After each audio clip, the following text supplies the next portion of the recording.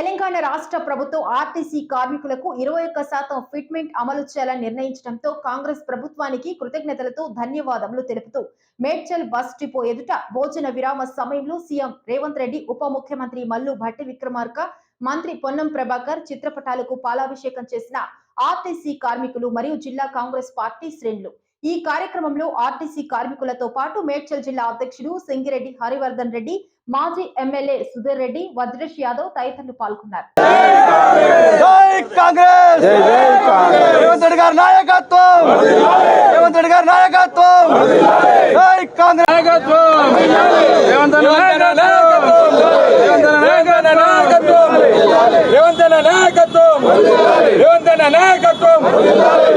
Congress party जिंदाबाद, Congress party जिंदाबाद, रेवंत अन्ना नायकत्व, रेवंत अन्ना नायकत्व, हरण्य नायकत्व, हरण्य नायकत्व, बड़ी रमेश नायकत्व.